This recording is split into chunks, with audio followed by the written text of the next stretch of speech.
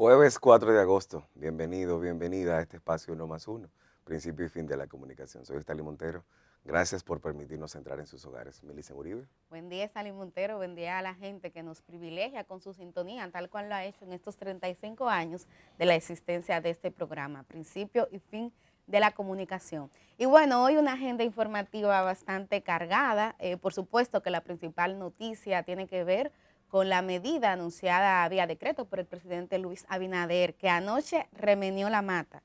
Stalin, al menos 2 decretos salieron en el día de ayer. Uno, el más importante, tiene que ver con la sustitución del ministro de Educación, Roberto Fulcar, quien ahora pasa a ser ministro de cartera, y en su lugar fue nombrado Ángel Hernández. Ángel Hernández es doctor en educación, de hecho fue subsecretario de Estado cuando doña Milagros era la ministra de Educación, es decir, en el gobierno de Hipólito Mejía.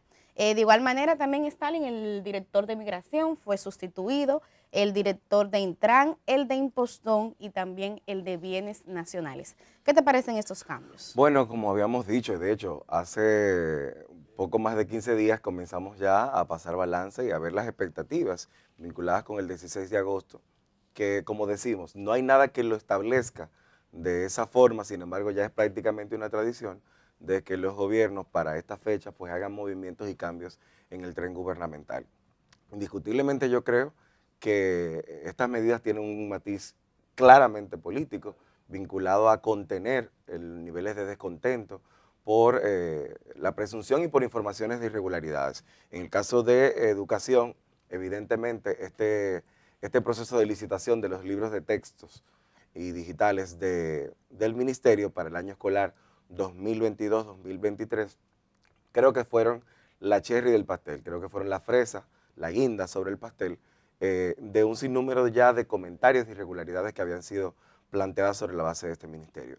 Esto también, Milicen Uribe, usted televidente, hay que decirlo, pone en una situación de jaque en términos políticos al presidente de la República. Y digo de jaque porque estamos hablando no solamente de un funcionario de alto nivel del partido, sino que estamos hablando de quien fuera el jefe de campaña de Luis Abinader, que de hecho todo el mundo presuponía que por el rol que jugó en ese momento no iba al Ministerio de Educación, que iría al Ministerio Administrativo de la Presidencia o al Ministerio de la Presidencia, que prácticamente siempre ha sido uno de los espacios que se ha manejado para este tipo de figuras. Sin embargo, no fue así y hoy se queda.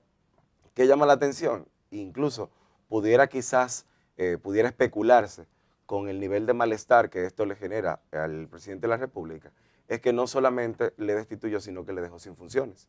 Es decir, está en calidad de ministro sin funciones. Lo mandó a sentar a la banca, A la como se banca. diría en el argot deportivo del béisbol. Mire, el Ministerio de Educación es un ministerio muy difícil. Es un ministerio que genera muchas expectativas porque producto de una lucha bastante cívica que libró el pueblo dominicano y que apoyaron casi todos los sectores. Hubo sobre todo resistencia exclusivamente en un sector político, pero la mayoría de la ciudadanía se levantó y pidió que se aumentara, como establece la Ley General de Educación, el porcentaje del PIB que le toca a educación. Fue la famosa lucha del 4%.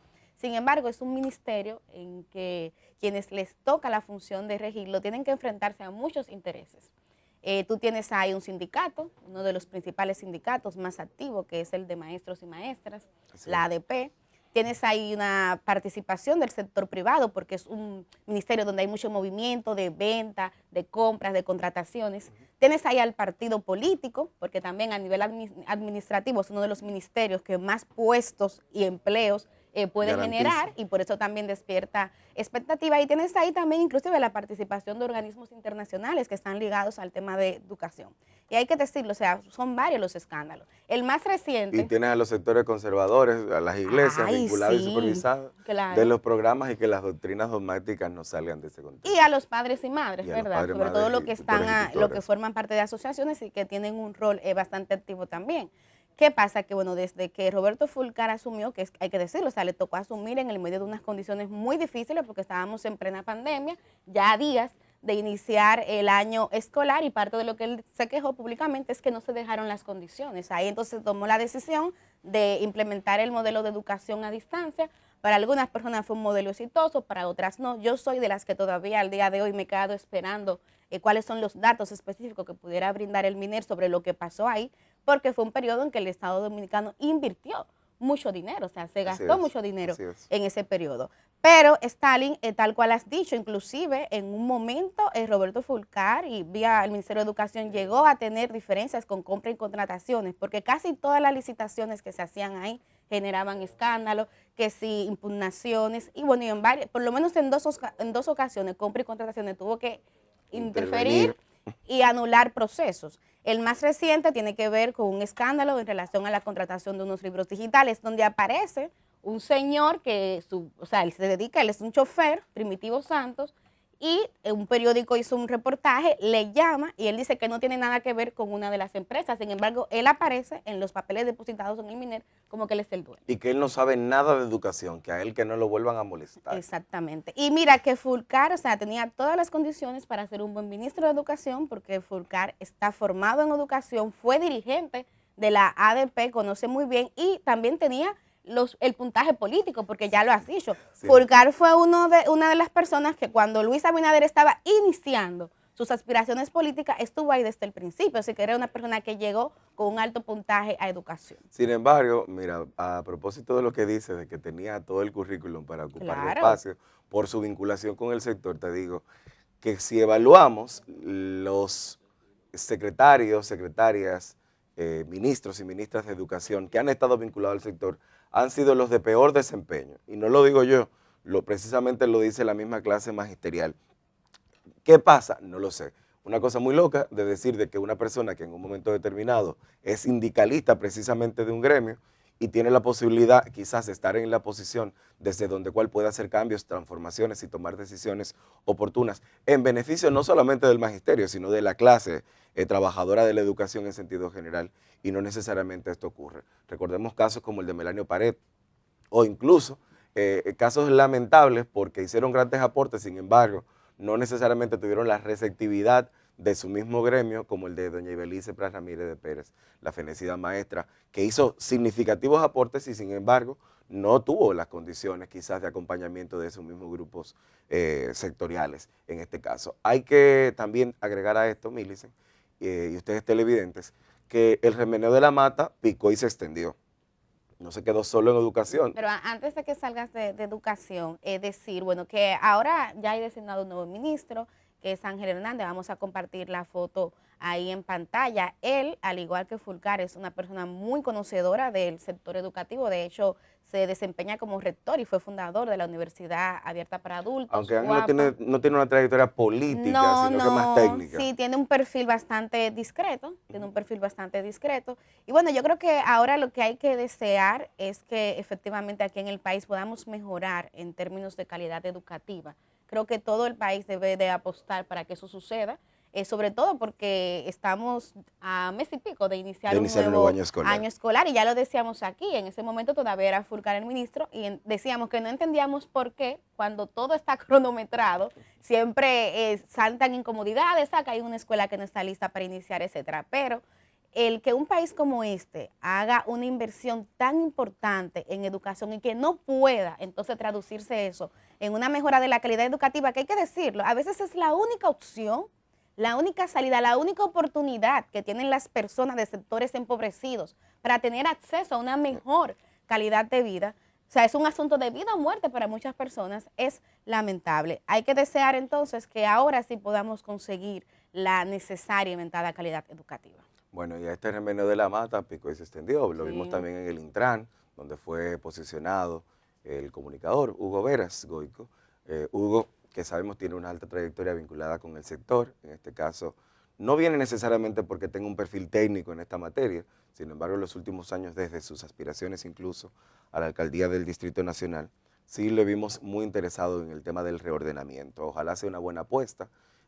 Yo me quedo escueto ante el mismo, creo que había perfiles técnicos de mayor nivel incluso, pero bueno, es importante también ver cómo se generan estos movimientos que pudieran surcar en mejores condiciones para estos sectores que tanto hemos criticado muchas veces que no funcionan.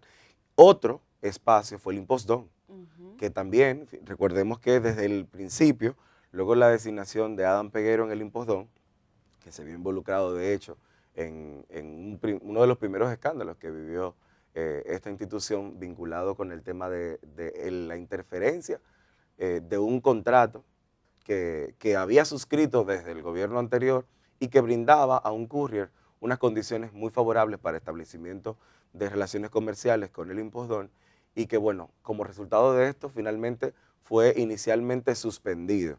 En el caso de Adam, finalmente se hizo una sustitución, había avances significativos en eso, incluso la semana pasada vi una nota de prensa donde se hablaba de un acuerdo y de un viaje que había hecho la directora de Impostón a Venezuela, estableciendo relaciones con el Instituto Postal venezolano.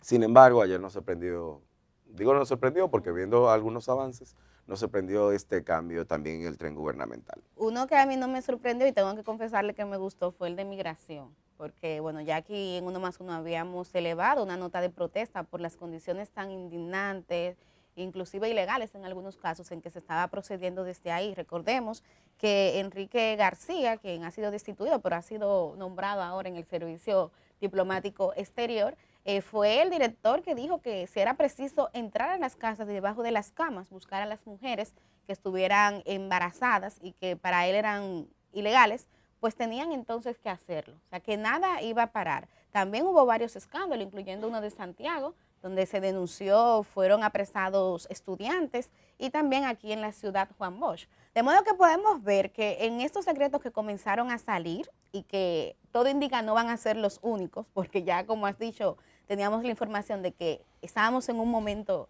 de expectativa de cambios.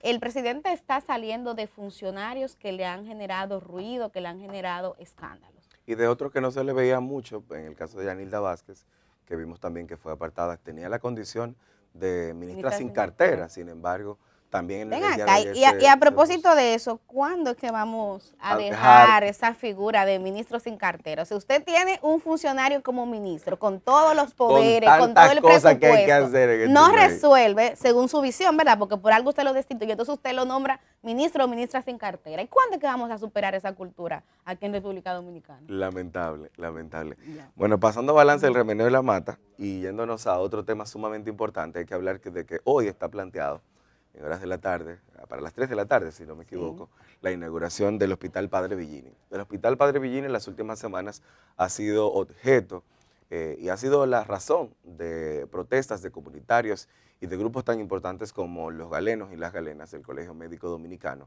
así como también por la Asociación de Clínicas Privadas, la de CLIP.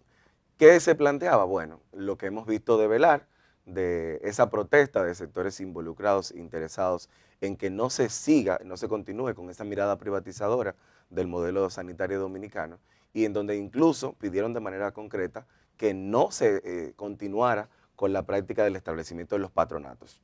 Esto, como vimos también, generó en el sector empresarial unas posiciones, en este caso con la familia Bonetti, que estaba muy vinculada en este proceso con una figura que era la de voluntaria, la del voluntariado. Fijaron posiciones. En el caso de esto, se planteó claramente en la negociación de la semana pasada del Colegio Médico Dominicano con el presidente que no se haría de esta manera. Y bueno, hoy en la inauguración vamos a ver un poco, como dicen los jóvenes, el qué lo que de este asunto. Vamos a esperar un poco también, ver qué informaciones se vierten y cómo comienza el desempeño, además en qué condiciones realmente se entrega el hospital. Sí, es un tema que vamos a poder tener la oportunidad de retomar con nuestro invitado de hoy, que es el doctor José Joaquín Puello. Pero bueno, Stalin, también ayer parte de la atención en términos de opinión pública estuvo centrada en la decisión que tenía que tomar la dirección ejecutiva del PRM para elegir los bufetes directivos que encabezarían tanto la Cámara de Diputados como el Senado de la República. Sin embargo, no se pudieron poner de acuerdo y básicamente lo que se decidió fue formar una comisión y postergar hasta el martes la decisión. Todo indica que el tranque está en la reelección o no del presidente del Senado, Eduardo Estrella, porque hay un conjunto de senadores y senadoras del PRM que tienen casi una rebelión interna y están demandando o exigiendo que sea un presidente del Senado del PRM. Sí. Sin embargo, ayer también los partidos aliados mostraron su músculo y le hicieron llegar una comunicación señalando que ellos sí están interesados en que Eduardo Estrella, en Continúe. representación de esos partidos aliados, porque tú lo decías ayer y hay que repetirlo hoy, el PRM no ganó solo. El PRM no ganó solo, el PRM ganó en primera vuelta, pero hubo partidos aliados y hubo inclusive, ahí está el caso de la coalición democrática, que hicieron un aporte significativo. En términos cualitativos, porque a veces sabemos que hay perfiles políticos que tal vez no te aporten tanto votos a nivel cuantitativo, pero le dan un respaldarazo a nivel cualitativo a tu propuesta. Y que en el momento de las elecciones se necesitaba mucha seguridad de Estado. Claro. Y evidentemente ese valor agregado en términos cualitativos fue importante, pero también fue cuantitativo. Exacto, cuando tú te vas a ver claro. los resultados electorales, te De das voto cuenta por voto, por de que partido. voto por voto y el grado a grado fue bastante significativa también. Es decir, que yo creo que hay que reiterar este llamado a que se disminuyan estos niveles incluso que llegan, según los comentarios que veíamos de algunos legisladores, algunos grados incluso de irrespeto y de intolerancia. Hay que recordar que indiscutiblemente la figura de Eduardo Estrella agrega un valor de dignidad, de respeto, de decoro, que hay que decirlo también, le hace mucha falta a muchos legisladores del No, partido y oficialista. que muchos de los legisladores, tanto oficialistas como de oposición, el malestar viene por ahí, por cómo don Eduardo puede ser un muro de contención para el tigueraje. Hay que decirlo claramente. Mucho del malestar viene por ahí. Pero bueno, donde parece que está todo decidido es en la Cámara de Diputados. Ayer yo tuve la oportunidad de participar en el acto de rendición de cuentas de Alfredo Pacheco, presidente de la Cámara de Diputados, y uno como periodista, que lo que es un observador social. Yo me senté en ese acto a ver un poco las interacciones y hay que decir que había representación y participación de todos los sectores, incluyendo sectores progresistas que se dieron acto de presencia en ese acto. Pacheco hablaba un poco de cómo ha logrado en esta gestión disminuir la mora legislativa, de cómo se han avanzado en algunos temas y como parte de las leyes pendientes, también algunas de ellas pudieron ser aprobadas. Pacheco quedó muy bien posicionado en términos políticos, por lo menos en el marco de la política tradicional, con lo que pasó con la ley de extensión de dominio. Yo creo que es un momento político muy bueno para él y eso como que le da cierta tranquilidad. Pero reflexionando yo a propósito de lo que pasó anoche, no sé hasta qué punto la decisión que tomó el presidente Luis Abinader de destituir a Roberto Fulcar como ministro de Educación, si pudiera incidir o no en la decisión de si es Pacheco o si es Julito Fulcar quien pasaría a la presidencia. Porque tal vez el presidente pudiera decir, bueno, pero ya si destituyo a Fulcar de Educación, entonces tal vez puedo mantener a Julito Fulcar ahora en la presidencia de la Cámara de Diputados, o no sé si le darán el golpe a los dos hermanos. O sea, es una pregunta que me hago. Una misma familia que recibe dos golpes. Mira, uno lo dice y se ríe, pero eso también te evidencia un poco cómo andan las condiciones políticas del país. Yo, del balance que presentara Pacheco y que veía precisamente como resultado del impacto en políticas concretas que el legislador, el Poder Legislativo pudo, en este caso, evacuar, hay un elemento que sí me interesa poner en perspectiva. Ojalá que a mi juicio, la forma en la que le he interpretado, puedo estar totalmente errado, esa metodología empleada por Pacheco, que ha sido efectiva y celebrada a la sazón de la ley de extinción de dominios, no termine siendo el caldo de cultivo que de antemano creo que ya él ha avisado que quisiera emplear para el tema de la aprobación del Código Penal sin las causales.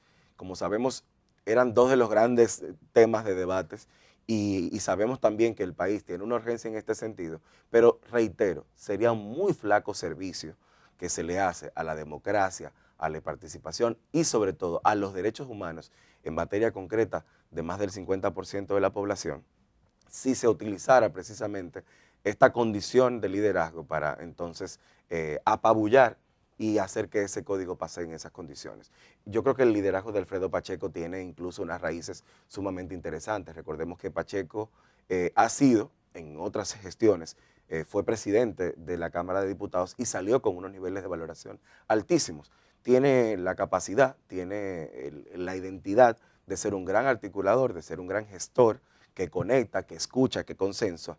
Y bueno, yo creo que esos son valores agregados que en un momento como este, donde incluso el remeneo de la mata nos hace pensar de que las cosas en las bases del partido y en la dirigencia del partido pueden estar caldeados, yo no creo que el presidente Luis Abinader quizás se arriesgue a perder la posibilidad de mantener el nido y el avispero en condiciones óptimas para seguir avanzando. Ya. Bueno, Stalin, otro tema que quisiéramos compartir con ustedes es a propósito de una visita que recibimos ayer aquí en Teleantillas, justamente cuando terminábamos la emisión del programa Uno más Uno de ayer. Se trata de una pareja que vino a denunciar un feminicidio que sucedió en febrero del año 2015. La víctima fue Nicauri Francesca Antuna, una jovencita de apenas 24 años de edad, que fue asesinada por Joan Antonio José y dejó ella en la orfandad a 2 niñas, incluyendo una que había procreado con el homicida. Recibimos la visita de los padres, incluyendo la señora Dilenia Sánchez, ¿verdad? Es el apellido. Dilenia Sánchez de Guerrero. Dilenia Sánchez de Guerrero. Y queremos compartir con ustedes un video donde ella y el padrastro hacen la denuncia de lo que pasó en este lamentable y muy terrible caso. Mi denuncia es que en el 2015 me asesinaron una hija y está en libertad el que la asesinó con 2 sentencias que le dictaron los jueces en Higüey. Raúl Guerrero me mantuvo 2 años viajando a la fiscalía.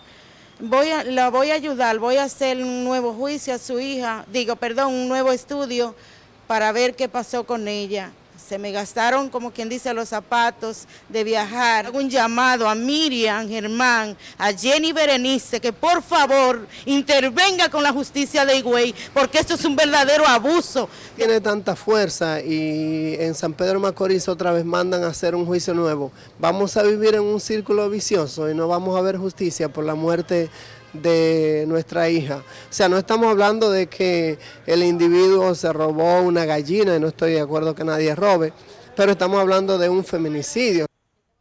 En este caso, este último testimonio es el de Alfredo Guerrero.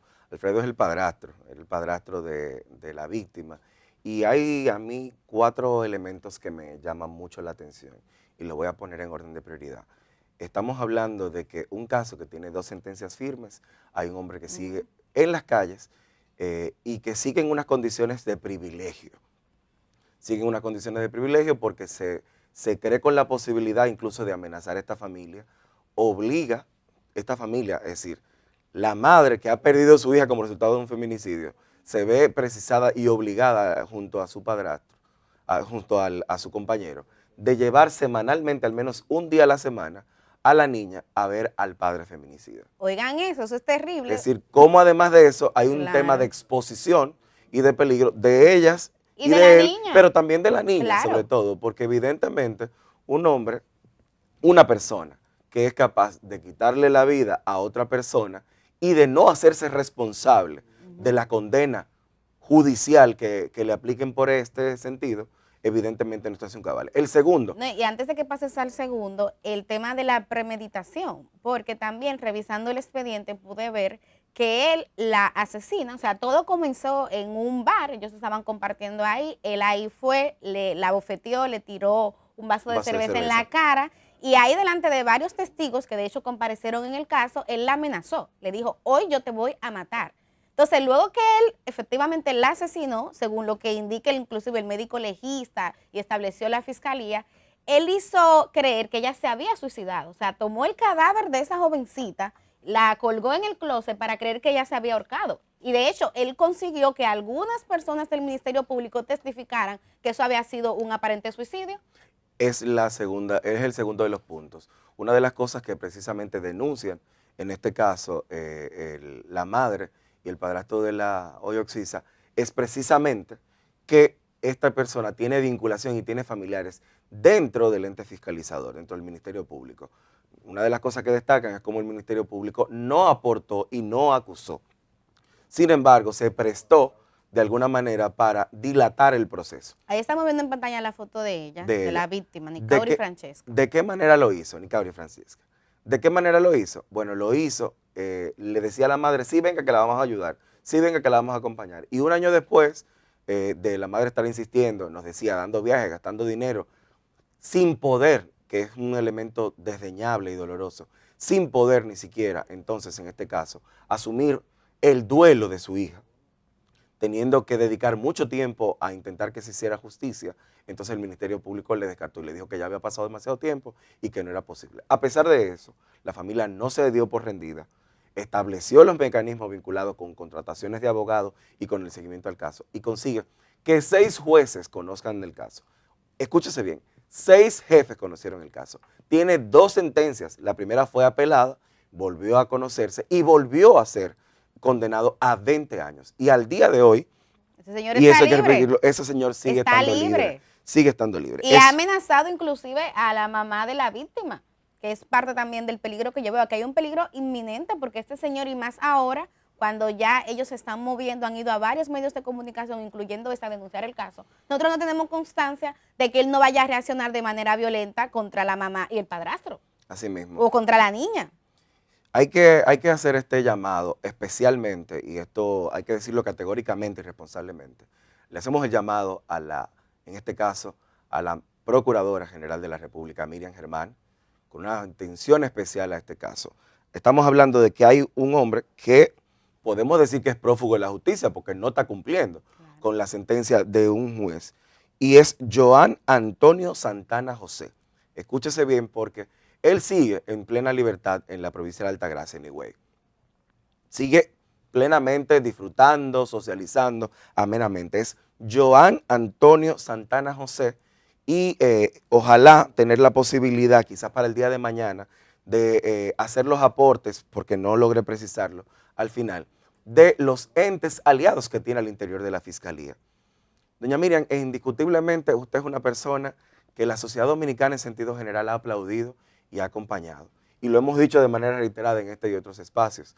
La justicia ha cambiado en la cabeza, pero todavía hay muchas bases de toda esa telaraña de putrefacción que se vio y que vimos desde las pasadas gestiones de la Procuraduría General de la República, que quedaron instauradas y que sabemos que están ahí. Sobre todo en los pueblos, porque a mí de verdad que me destrozó ver cómo tienen que venir desde Higüey a buscar el auxilio de los medios de comunicación para darle notoriedad al caso. Porque hay que decir, esta es una sociedad donde lamentablemente la justicia está vetada para los humildes y para las humildes. O sea, son 2 personas humildes, trabajadoras, que no han encontrado respuesta en la justicia.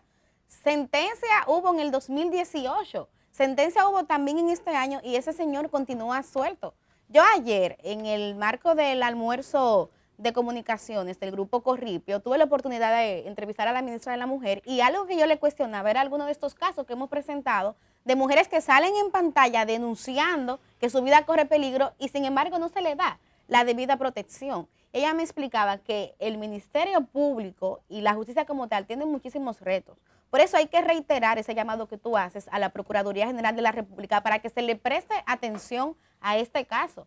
Porque lamentablemente aquí el Ministerio Público ha estado cambiando, pero ha pasado en la cúpula. A nivel de las provincias no ha pasado así. Y parte del dato que nos daba esta pareja en el día de ayer es que él tiene complicidades a lo interno de la Fiscalía de Higüey. Entonces, eso no se puede quedar así, eso tiene que investigarse. ¿O acaso vamos a esperar que otra persona pierda la vida? En este contexto. Terrible. Ya la familia no va a tener a su hija, la perdió, es irreemplazable. Lo mínimo que se puede hacer en términos humanos es que esta persona, que es el victimario, reciba la sanción oportuna de la justicia dominicana, del Estado dominicano.